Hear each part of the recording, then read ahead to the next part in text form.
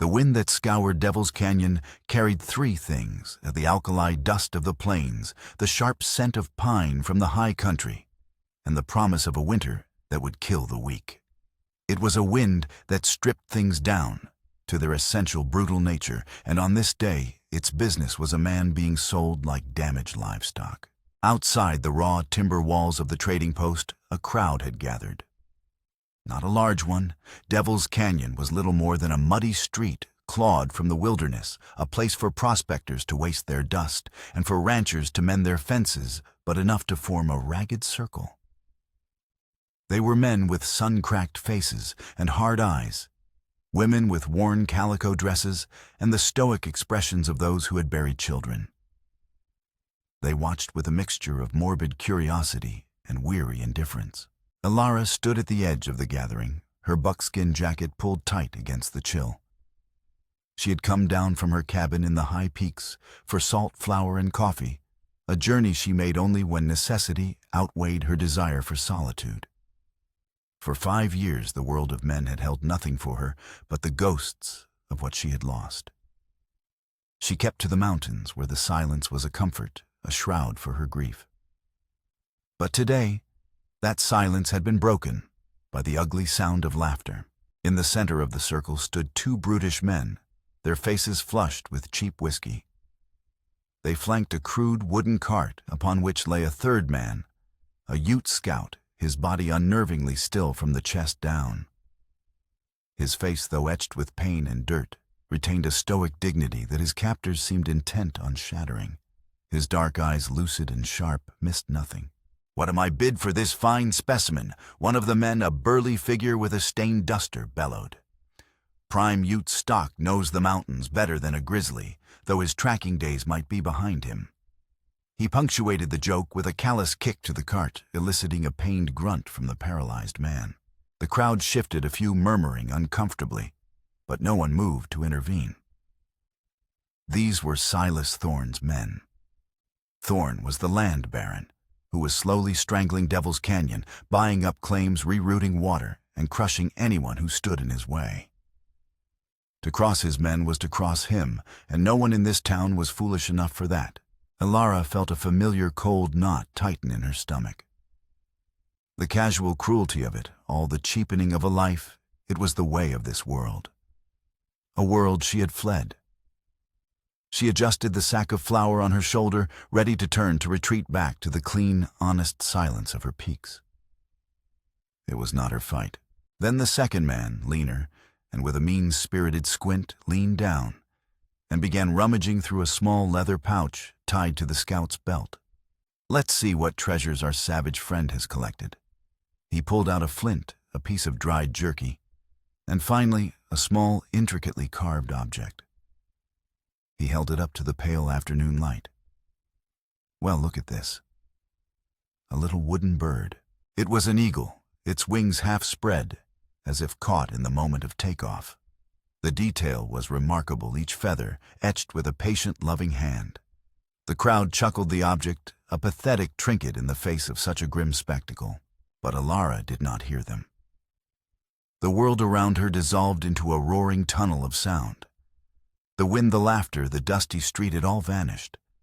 She saw only the eagle. Her breath caught in her throat, a sharp, ragged thing. It was identical. Identical to the one her son Daniel had spent a week carving his small hands, struggling with the knife his father had taught him to use. He had given it to her the morning of the collapse, his 8-year-old face beaming with pride. For protection, Mama, he had said. The memory struck her not as a soft, wistful thing, but as a physical blow, a shard of glass in her heart. She could feel the weight of that little wooden bird in her hand, could smell the scent of sawdust and wood smoke on her son's clothes, could hear her husband Jacob laughing as he swung the boy onto his shoulders. They had walked off toward the Black Heart mine that morning, Jacob with his geologist's hammer and Daniel with his boundless energy, and they had never come back. The man holding the carving sneered and tossed it carelessly into the dust at the cart's wheel. Something inside Alara, a part of her that had been frozen for 5 years, fractured. The grief that had been a cold, heavy stone in her gut, ignited into white-hot rage. This was not about charity. This was not about a stranger. This was a desecration. It was the world Thorn's world trampling on the last pure memory she had left. She moved without thinking, her body propelled by an instinct she thought had died with her family. She pushed through the ring of onlookers, their surprised faces a blur. She stopped before the cart, her eyes locking with the Ute scouts. In them she saw not surprise, but a flicker of exhausted recognition, as if he had been waiting for someone, anyone. How much her voice was rough from disuse, a low rasp that cut through the murmuring. Thorn's man, the burly one, looked her up and down, a dismissive smirk on his lips. "What's it to you, mountain witch, looking for a new pet?" Ilara ignored him. Her gaze did not waver from the paralyzed man. She reached down, her movements stiff, and picked the wooden eagle from the dust. She brushed it clean with her thumb, the smooth, familiar shape, a searing brand against her skin. "I asked," she said, her voice dropping to a deadly quiet, "how much?" The air grew tense. The crowd fell silent, sensing a shift in the wind. This was no longer a spectacle. It was a confrontation. The man's smirk faltered. He glanced toward the trading post where Silas Thorn himself had just emerged, drawn by the commotion. Thorn was a tall, impeccably dressed man, his silver vest and tailored coat a stark contrast to the rough-spun world around him. He leaned against a porch post, a thin smile playing on his lips, watching the scene unfold with the detached interest of a king observing his court. His man, emboldened by his boss's presence, puffed out his chest. Thorn paid good money to have him tracked and caught. He's damaged goods now, but he's still Thorn's property. $10. He named the price as an insult, a sum that could feed a family for a month. Ilara didn't flinch. She met Thorn's cool, assessing gaze across the dusty street. She knew who he was. She knew how he'd bought the Black Heart and all the surrounding claims for pennies on the dollar after the tragic accident that had made her a widow. Everyone knew. But they also knew the fear that came with that knowledge. Slowly, deliberately, she unslung the rifle from her shoulder. It was a Winchester, its stock worn smooth from use, its metal gleaming with the care of a tool that meant the difference between life and death. She didn't point it at anyone. She simply held it, its weight a familiar comfort in her hands. "I have $2, she said, her voice as flat and hard as the granite peaks she called home. "And this rifle. You can have the money, or you can try and take the rifle." A collective gasp went through the crowd. This was madness. A lone woman challenging Silas Thorn.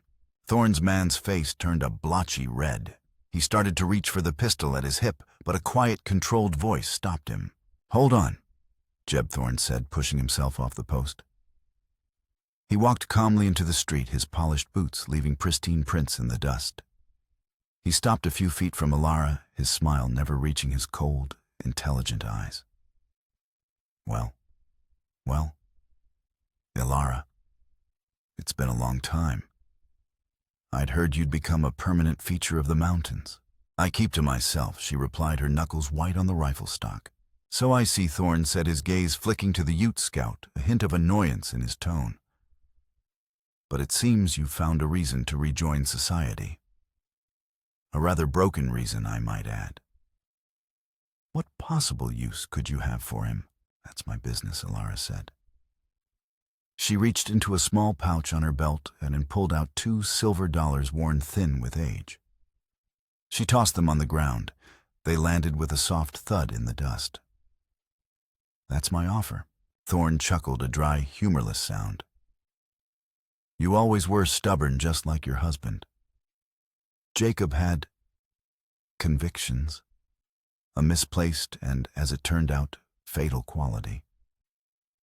The veiled threat hung in the air, thick and suffocating. He was reminding her and everyone watching of his power. For a heartbeat, Ilara's resolve wavered. The mention of Jacob's name from this man's lips was a violation. Vengeance, hot and blinding, surged through her. But then she looked at the man on the cart. Kyle. His eyes were fixed on her, a silent plea mixed with a dawning, fragile hope. And she remembered the eagle in her pocket. This was not about the past.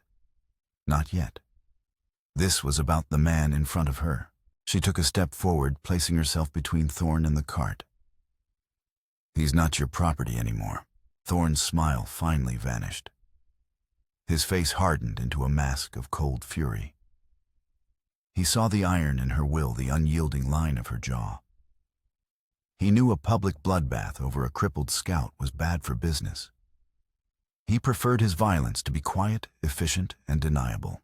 "Very well," he said, his voice dropping to a silken whisper that was more menacing than any shout. "Have your charity. But understand this, Alara. The wilderness is a dangerous place. It takes things from people. It would be a shame if it took anything more from you." He turned on his heel and walked back to the porch, his men Jeb and the other glaring at Alara before following him like chastised dogs.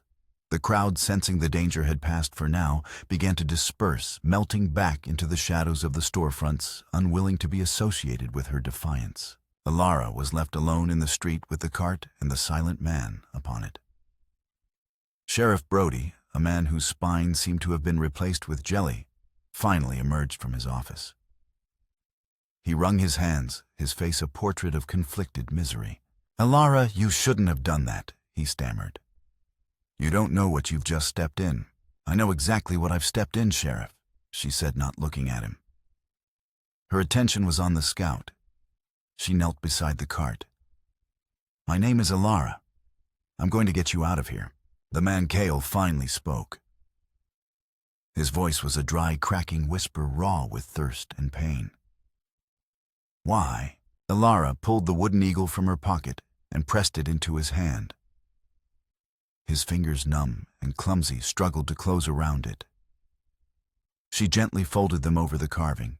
"Because," she said, her voice thick with an emotion she hadn't felt in 5 years, "I owe a debt to the man who made this." The journey back to her cabin was a slow, grueling ordeal. The setting sun bled across the horizon, painting the jagged peaks in hues of blood orange and violet, as a chill wind whispered through the pines. Alara had traded her remaining supplies for the use of the cart and the bony mule that pulled it, a transaction the trading post owner made with nervous haste, eager to be rid of her. The trail was little more than a deer path, winding steeply into the high country. Every jolt of the cart's wheels on the rocky ground sent a spasm of pain through Kyle's body. He bore it in silence, his jaw clenched, his eyes closed.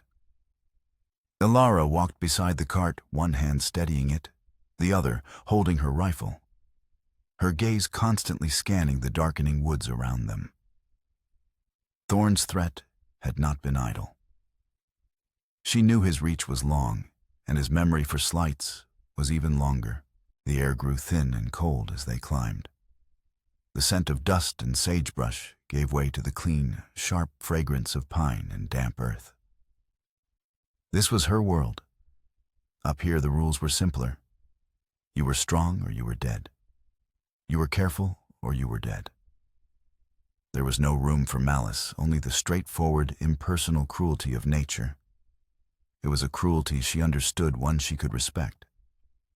Thorn's was a different breed entirely, a grasping, petty evil that poisoned everything it touched. Her cabin was nestled in a small, hidden meadow, flanked by ancient pines and a sheer granite cliff face that protected it from the worst of the winter winds. A thin ribbon of smoke curled from the stone chimney. It was a simple, sturdy structure built by Jacob's own hands. Every log, every stone was a memory. For 5 years it had been her sanctuary and her prison. With immense effort she managed to get Kyle from the cart and inside, settling him onto a cot near the hearth. His body was limp, a dead weight that spoke of profound injury. He was feverish, his skin hot and dry to the touch. His breathing was shallow, and his face was pale beneath its sun-darkened complexion. She lit a lantern, its golden light pushing back the deep shadows. The cabin was sparse but orderly. A rough-hewn table, 2 chairs, a stone fireplace, and shelves holding a few precious books, and Jacob's neatly organized geological tools.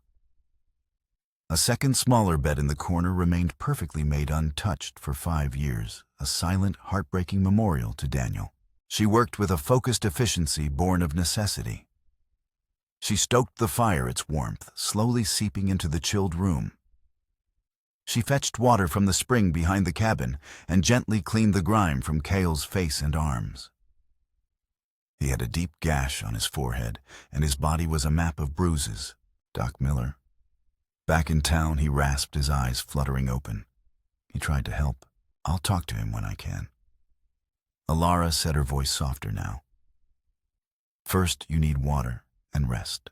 She held a cup to his lips, and he drank greedily. He coughed, his body shaking with a tremor that seemed to come from deep within his bones. When he spoke again, his words were fragmented, caught in the grip of the fever. Fire. So much fire. Deep in the dark. He muttered, his eyes wide with a terror that was not of the present. He thrashed weakly, his hands gripping the blanket. The mountain. Screaming. Alara placed a cool, damp cloth on his forehead. Hush now. You're safe here. His eyes focused on her, a flicker of lucidity returning. They said I fell. A hunting accident. But it was no accident. He pushed me. Who did? Alara asked, her voice low and steady. Jeb. Thorne's man, Cale, whispered, his strength failing. I saw too much. His voice trailed off, and he slipped back into the fever's delirious grip. A cold dread settled over Alara. This was not just about a random act of cruelty. Kyle had been deliberately silenced. Whatever he had seen, Thorne wanted it buried with him. By taking Cale, she had not just bought a man's life. She had inherited his secrets and his enemies. Over the next few days, a routine formed. Alara tended to Cale, forcing broth and water past his lips, changing his bandages, and listening to his fevered ramblings. The words were always the same, fire deep screaming. They echoed in the quiet cabin, weaving themselves into the fabric of her own haunted memories. When she dared to leave him, she moved through the forest like a ghost, checking the snares that provided their meat, her senses on high alert. Every snapped twig, every rustle of leaves sent a jolt of adrenaline through her. She was being watched. She could feel it. The wilderness no longer felt like a sanctuary. It felt like a trap slowly closing around her. One afternoon, while checking a ridge that overlooked the trail to her cabin, she saw them. 2 riders sitting on their horses among the trees, their figures small in the distance. They weren't trying to approach, not yet. They were observing, marking her location, confirming that their quarry was here. One of them was Jeb. She retreated back to the cabin, her heart pounding a steady, grim rhythm. The time for hiding was over. She needed answers, and she needed help, however unlikely it was to be found. Leaving Kyle with a canteen of water and her rifle propped by his cot, she made the journey back down to Devil's Canyon, moving through the woods, avoiding the main path. The town felt different this time. The stares she received were no longer just curious. They were fearful, laced with pity and resentment. She had brought Thorne's wrath down upon them, an unwelcome complication in their already difficult lives. Her first stop was Doc Miller's office.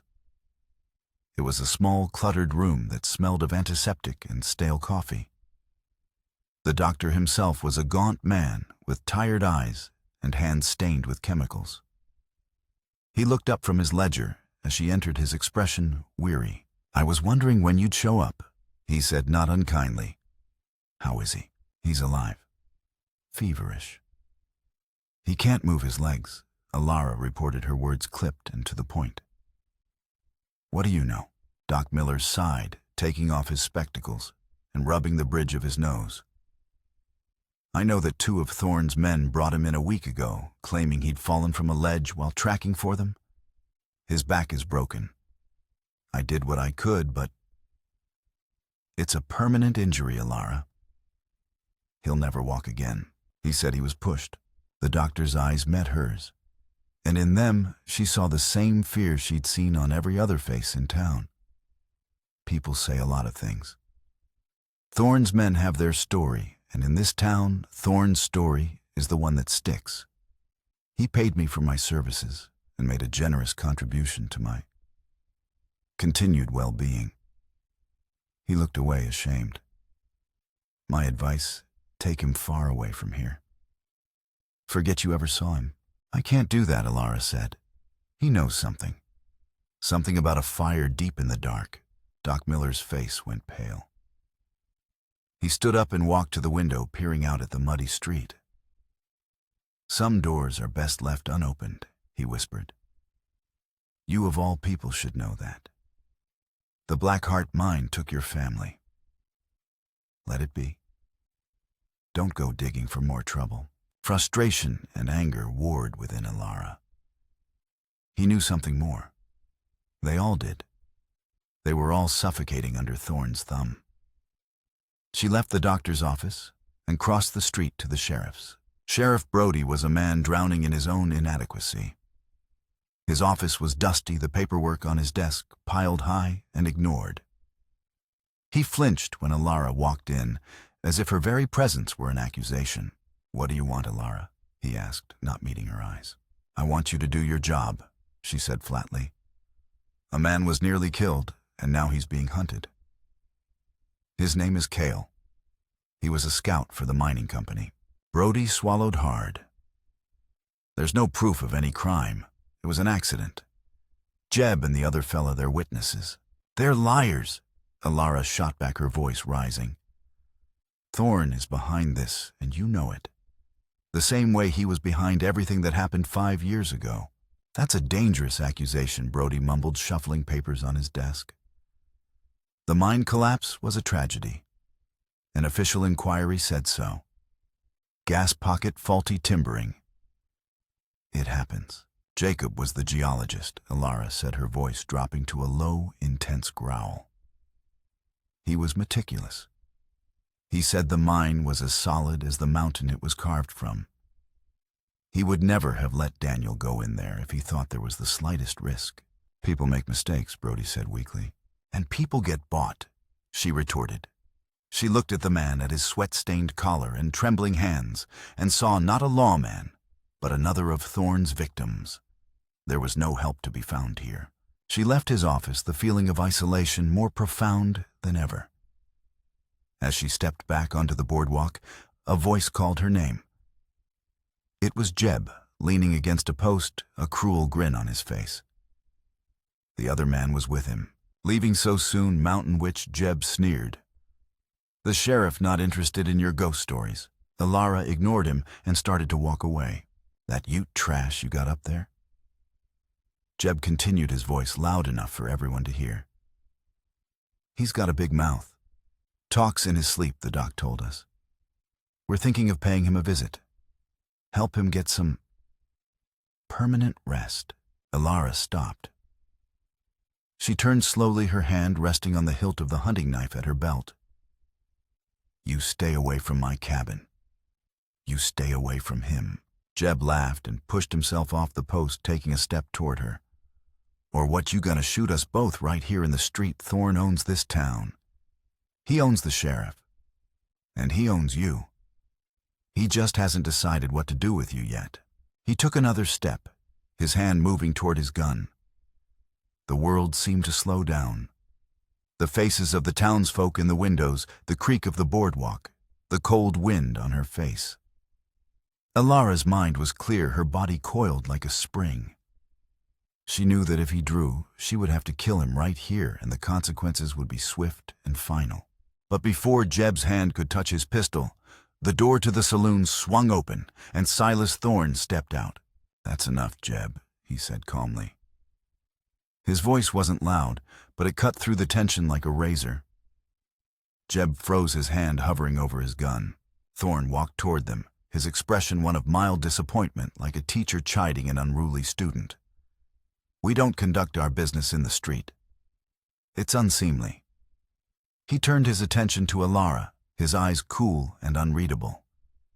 You are making a nuisance of yourself, Alara. I gave you a chance to walk away. I advise you to take the one I'm offering you now. Leave that scout on my doorstep and go back to your mountain. Disappear. If you do, I will consider the matter closed. He's not a matter. Alara said, her voice shaking with suppressed fury. He's a man. He is a complication I intend to resolve one way or another, Thorn replied, his civility wearing thin. The choice of how it is resolved is yours. Bring him to me by tomorrow night, or my men will come and collect him, and they won't be as gentle as I'm being. He turned and walked away, without a backward glance, leaving Alara standing in the street, the weight of his ultimatum pressing down on her. The choice was clear: surrender Kyle to certain death or face an open war she could not possibly win. She returned to the cabin as dusk settled her mind, a whirlwind of fear and fury. Kyle was awake when she entered. The fever had broken, and though he was weak, his eyes were clear. He had been listening, watching her from the cot, and he saw the grim determination on her face. They came, didn't they? He asked, his voice still a rasp. They will, Alara confirmed, checking the load in her Winchester. You should leave me. Kyle said, his words heavy with resignation. You cannot fight him alone. No one can. I'm not leaving you, she said, her back to him.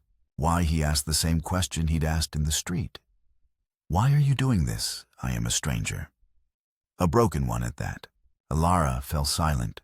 She walked to the small untouched bed in the corner and sat down, the first time she had done so in 5 years. She picked up a small worn teddy bear from the pillow, its button eyes staring blankly back at her. 5 years ago, she began, her voice low and strained.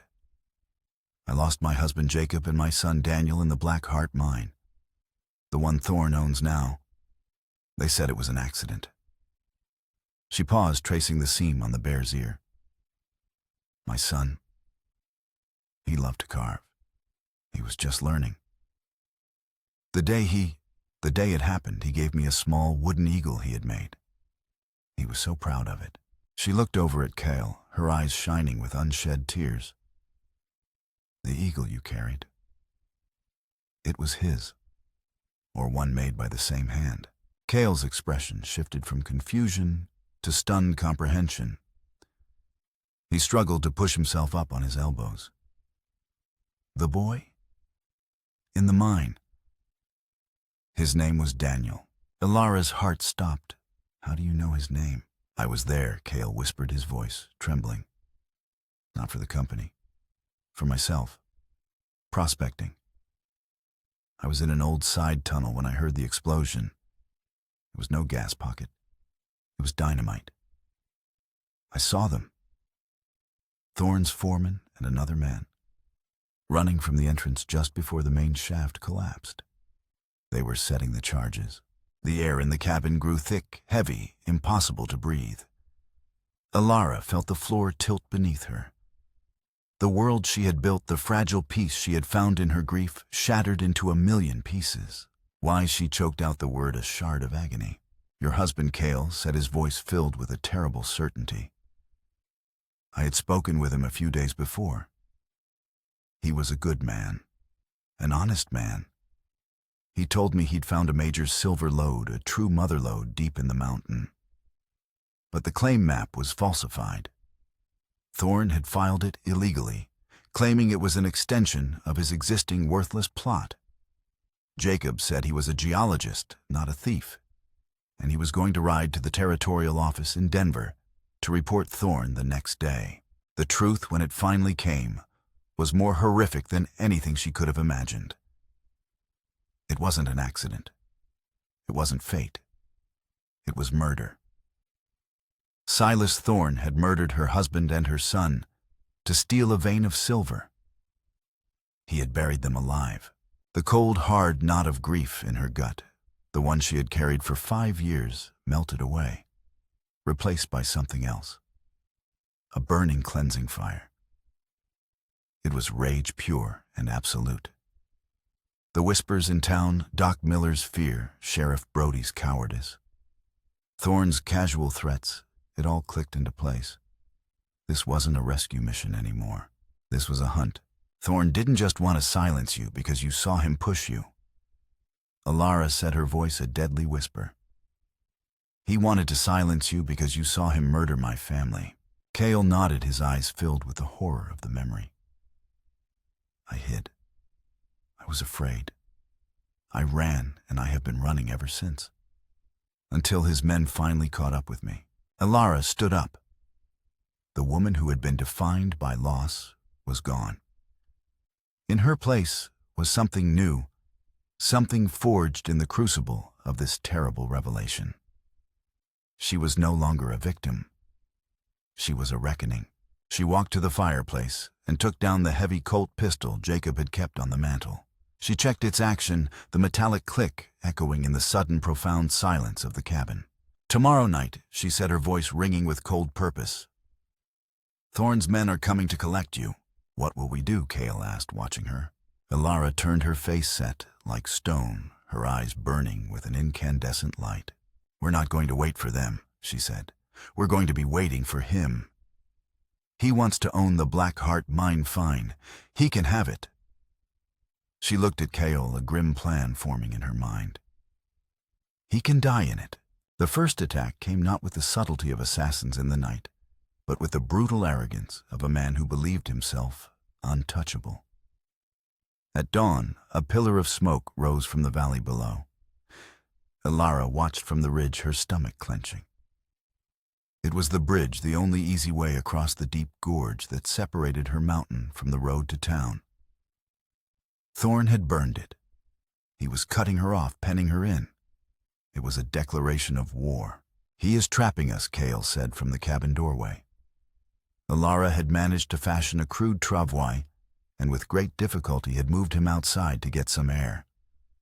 His paralysis was a dead weight, a constant frustrating anchor, but his mind was sharp, his knowledge of the mountains vast. He's trapping himself. Alara corrected, her eyes scanning the terrain. He thinks I'm a homesteader, a grieving widow.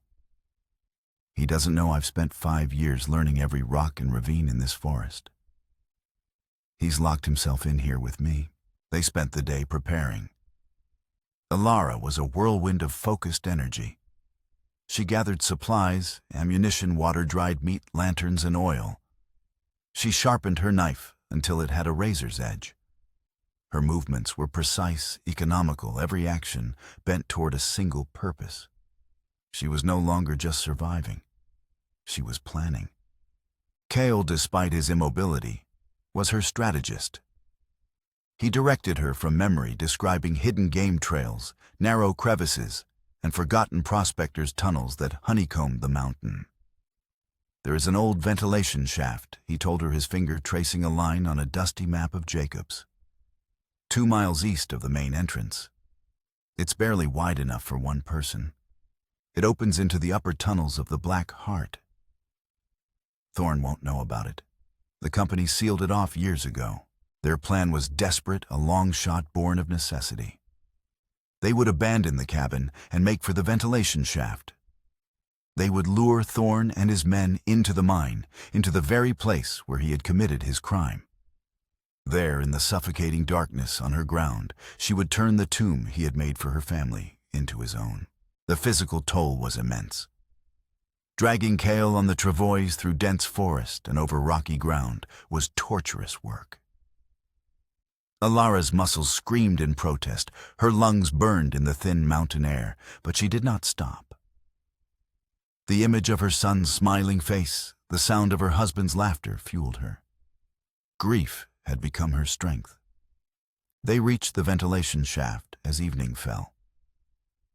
It was as Kyle had described, a dark, narrow fissure in the rock face hidden behind a thick growth of thorny bushes. It smelled of cold, damp earth and stale air. This is it, Kyle said, his voice strained. From here you go alone. Alara looked down at him. In the fading light, his face was a mask of pain and worry. They will find you here. I will not be easy to find, he replied, a faint smile touching his lips. He pulled a small, sharp knife from his boot, one Alara hadn't known he possessed. And I will not be taken alive again. Go. Do what you must do. She hesitated, the thought of leaving him exposed and helpless gnawing at her. But there was no other way. She squeezed his shoulder, a silent promise passing between them. Then, with a lantern and her rifle, she slipped into the blackness of the earth. The shaft was tight, claustrophobic. She had to crawl on her hands and knees, the rock scraping her skin, the rifle slung awkwardly on her back.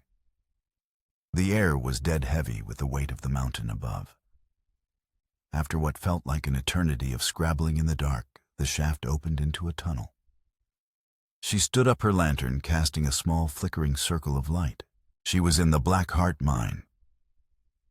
The silence was absolute, a living thing that pressed in on her from all sides. It was the silence of a grave. Water dripped from the ceiling, each drop echoing like a hammer blow in the stillness. Long abandoned tools lay scattered on the ground, coated in a thick layer of dust. The air was thick with the ghosts of the men who had worked here, who had died here. She could feel them. Jacob, Daniel. Their presence was a cold ache in her chest. For a moment, her resolve faltered.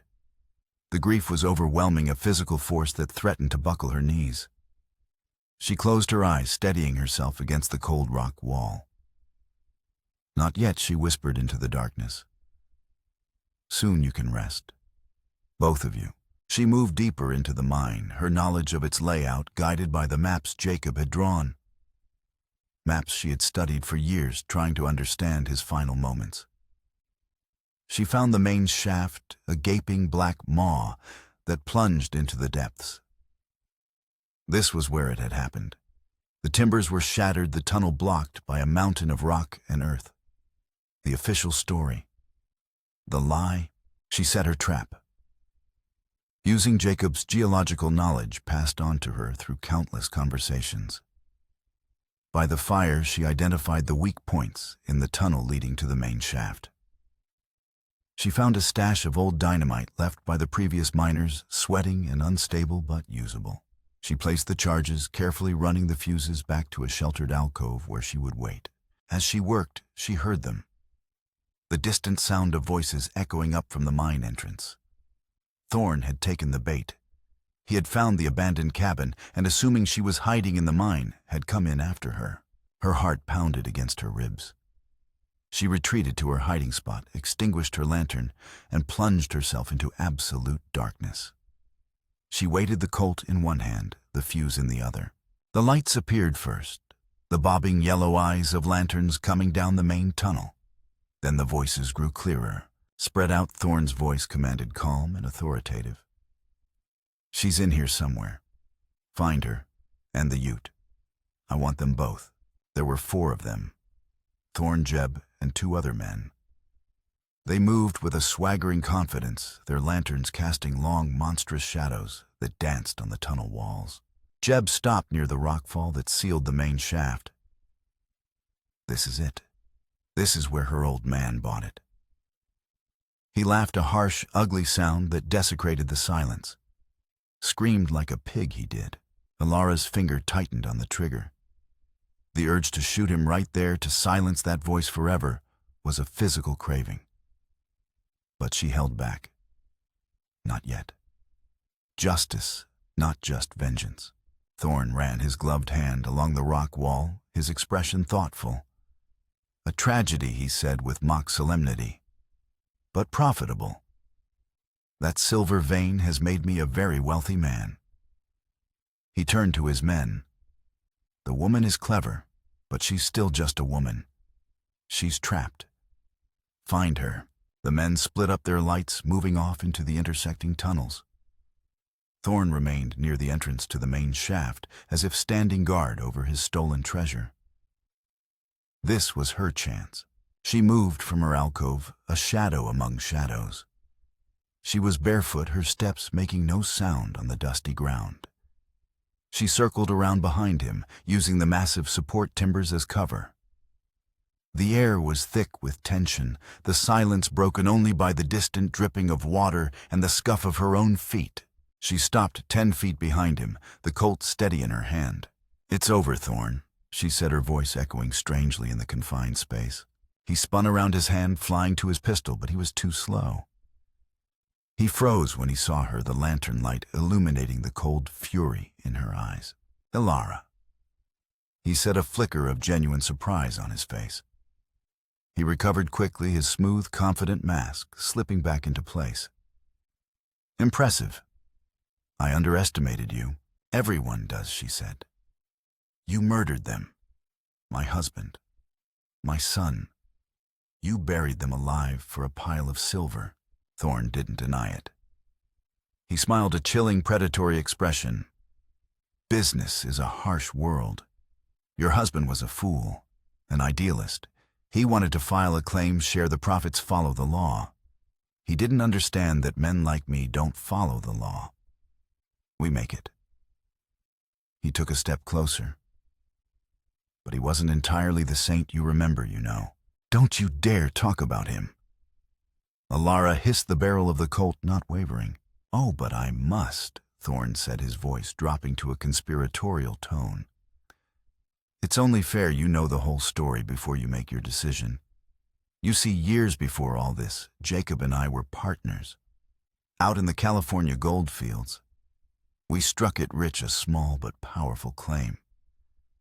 And on the day we were to file the papers, your righteous, honest Jacob disappeared. He took the map, the gold we had, and all our supplies. He left me to die in the desert." Ilara stared at him, her mind reeling. It was a lie. It had to be a lie. Jacob was the most honorable man she had ever known. He told me he had to start over. She said, her voice barely a whisper. He never said why. "Of course not," Thorn sneered. "The righteous never admit to their sins. I survived. I spent years rebuilding, clawing my way up. When I found him here playing the humble geologist, I saw my chance. The silver in this mountain wasn't just a resource, Ilara. It was justice. It was repayment for what he stole from me. I simply took back what was mine. His life and his son's. That was just interest on the debt." The secondary twist, the muddying of the waters, was designed to break her. To make her doubt, to make her see the world in his shades of gray, a place where all actions were justified by past grievances. But he had misjudged her. He thought he was showing her a cycle of revenge, inviting her to join it. Instead, he showed her its poison. She looked at this man, a man so consumed by his own bitterness that he could justify the murder of a child, and she felt not confusion, but a profound, clarifying disgust. Her husband might have made mistakes. He might have been a flawed man. But he was not this. "Whatever happened between you and Jacob," she said, her voice ringing with newfound certainty, "it ended with you. This cycle of revenge you're so proud of, I'm finishing it. Right here." From the tunnels around them, shouts echoed. "Boss." "We found him," the Ute. Thorn's smile widened. "It seems your ace is gone. It's just you and me now." But the shouts were followed by a strangled cry, then a gunshot. A single sharp report that echoed endlessly through the mine. Then silence. Thorn's face tightened. "Jeb," he called out. No answer. A second gunshot from a different direction. Another scream cut short. Ilara's heart leaped. Kale. He had somehow made it into the mine. He was drawing them off, buying her time. Thorn's confidence was gone, replaced by a frantic, hunted look. He raised his lantern, peering into the oppressive darkness. "What is this? Who else is in here?" "This mountain is full of ghosts," Thorn Ilara said. "And they all remember you." She fired. Not at him, but at his lantern. The glass shattered, and the flame died, plunging them into near total darkness, relieved only by the faint, distant light of the remaining henchman's lamp. Thorn cursed and fired blindly into the blackness where she had been. The muzzle flash illuminated his terrified face for a split second. The bullet whined past her ear, striking sparks from the rock wall. The fight had begun. It was a terrifying, disorienting battle in the dark. Gunshots became the only source of light, brief, blinding flashes that revealed fleeting glimpses of the battlefield, a timber support, a rock face, a terrified human eye. The echoes were deafening, making it impossible to tell where the shots were coming from. The air grew thick with the acrid smell of gunpowder and dust. Elara moved silently, a phantom in the labyrinth she knew so well. She was no longer just a woman. She was an extension of the mountain of its cold, unforgiving nature. She used the echoes to her advantage, firing a shot to draw their attention, before slipping away in the ensuing chaos. The last of Thorn's men stumbled into the main tunnel, his lantern swinging wildly, his face pale with fear. Boss Jeb's dead. Something in the dark got him. Before Thorn could reply, a shape emerged from a side tunnel behind the man. It was Cale dragging himself forward with his powerful arms, his knife clenched between his teeth. With a surge of desperate strength, he launched himself at the back of the man's knees, sending him sprawling. The lantern flew from his hand, crashed against the rock, and went out. Darkness, absolute. A scream, a wet gurgling sound, then silence. "No!" Thorn screamed, his voice cracking with terror. He fired his pistol wildly into the blackness, the bullets ricocheting with angry metallic shrieks. "Show yourself. Face me. I am facing you," Elara's voice said, seemingly coming from all directions at once. She had the fuse. She had planned for this. She struck a match. The small flare of light was blinding in the darkness. Thorn was 20 feet away, his back against the great rockfall, his gun empty, his face a mask of disbelief and horror. He saw the lit fuse in her hand, saw the dynamite charges tucked into the crevices of the unstable tunnel around him. "You're insane," he gasped. "You'll bring the whole mountain down on us." Jacob said this mine was solid. Elara said, her voice calm and steady as the fuse burned closer to her fingers. "But you changed that. You made it weak. You made it a tomb. It's only fitting you should be the last one in it." She tossed the sizzling fuse toward the charges. Thorn scrambled, his civility gone, replaced by raw animal panic. But there was nowhere to run. The explosion was not a deafening roar, but a deep, gut-wrenching thump that shook the very foundations of the mountain. The charges were just strong enough to do what she intended. The timbers above Thorn groaned, splintered, and then gave way. Rocks and earth cascaded down. Not in a total collapse, but in a controlled, deliberate rock slide that sealed the main tunnel, burying Thorn not under the mountain, but behind a wall of it. Silence returned, broken only by the trickle of falling dust and Thorn's muffled, terrified screams from behind the wall of rock. Elara leaned against the tunnel wall, her body trembling with exhaustion and adrenaline. She looked into the darkness where Cale lay. "Cale," a weak voice came back. "Here." She found him by the sound of his breathing. He was wounded, a deep gash in his side, but he was alive. "How did you get in?" she asked, her voice filled with awe.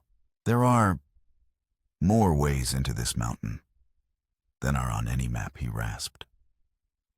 "I could not let you face him alone." Using the last of her strength, Elara helped Cale toward the ventilation shaft, toward the clean, cold air of the world outside. As they emerged into the moonlight, they saw a line of torches winding its way up the mountain. It was Sheriff Brody, and with him a dozen armed townsmen.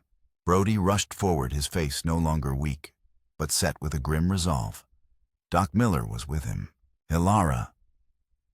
"We heard the explosion," Brody said. I couldn't let you face him alone either." He looked from her to the wounded Cale, then to the mine entrance. "What happened?" "Silas Thorn is in there," Elara said, her voice flat with exhaustion. "Along with his men. He's trapped behind a rock slide in the main tunnel. He confessed, Sheriff. He murdered my husband and son. Cale is a witness." For the first time, Brody stood tall. He looked at the faces of the men behind him, men who had lived in fear of Thorn for years and saw their fear replaced by a slow-burning anger. The dam of silence had finally broken. Then we'll dig him out." Brody declared, his voice ringing with newfound authority. "And he'll stand trial for what he's done." He turned to Alara, a look of profound respect in his eyes. "It's over." The falling action in Devil's Canyon was not swift, but it was decisive. Sheriff Brody, armed with Cale's formal testimony and a newfound spine, led the posse that dug out a gasping, dust-covered Silas Thorne. When Thorne was dragged into the light, blinking and disheveled, he was no longer a king, but a common criminal. The aura of invincibility that had surrounded him was gone, shattered in the darkness of the mine. The townspeople who had once averted their eyes now stared at him with open contempt. The fear was broken. In the days that followed, the town began to heal. Doc Miller tended to Cale's wounds, his hands gentle, his face etched with a quiet shame for his earlier cowardice. Men who had worked for Thorne came forward, their tongues loosened by his fall from power, offering stories and evidence that painted a comprehensive picture of his reign of terror. Devil's Canyon was breathing freely for the first time in years. Alara remained at her cabin, the world she had re-entered, still feeling foreign and loud. The townspeople treated her differently now. They no longer saw a strange, reclusive mountain witch, but a figure of quiet strength, a woman who had faced down the devil in his own canyon and won. They left baskets of food and supplies on her doorstep, a silent, respectful offering. Cale recovered slowly. The injury to his back was permanent, but with a chair Doc Miller fashioned for him from old wagon wheels and scrap leather, he regained a measure of mobility. His spirit, however, was mending faster. The haunted look in his eyes was replaced by a calm resolve. He and Alara spent hours in comfortable silence, two survivors bound by a shared trauma and a hard-won victory. He never spoke of the wooden eagle again, and neither did she. It was a connection that needed no words. Months passed.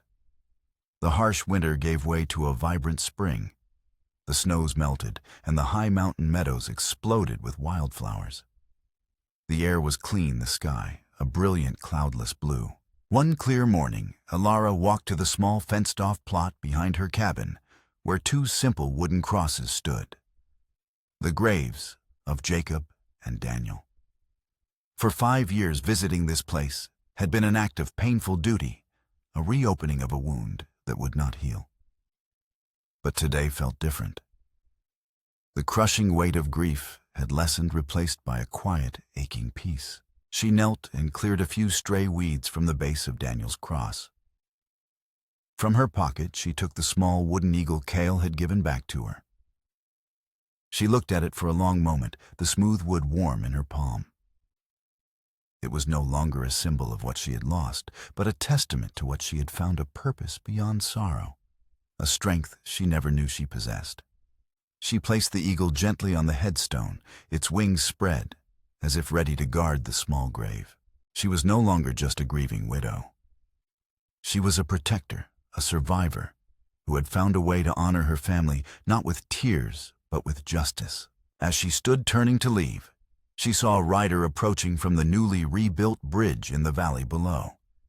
He was a stranger, dressed not as a prospector or a rancher, but as an official, a clerk from the territorial capital. He dismounted, holding a thick envelope, and approached her with a respectful deference. "Ma'am," he said, removing his hat. "Mrs. Alara, my name is Thomas Reed. I'm from the United States Land Office in Denver." He held out the envelope. "In light of recent events and the testimony given at the trial of Silas Thorne, the territorial government has reviewed all claims related to the Black Heart mine. We found significant irregularities." He cleared his throat, a touch of wonder in his voice. "According to your husband's original survey reports, which were discovered in Thorne's possession, the silver lode was illegally claimed. As his legal heir, and in recognition of your role in exposing a vast criminal enterprise, the government has seen fit to rectify the matter." Alara took the envelope, her fingers trembling slightly. She broke the wax seal and unfolded the document inside. It was a land deed, the official legally binding deed to the Black Heart mine and the 100 acres of mountains surrounding it. Her land, her family's land. She looked up from the paper, her gaze sweeping over the valley spread out below her. The sun was warm on her face. The wind whispered through the pines, a sound that was no longer lonely, but soothing. She saw the towering peaks, the green meadows, the clear, bright sky, not with the sorrow of a woman trapped by her past, but with the quiet, unyielding strength of a survivor who had finally, against all odds, found her peace.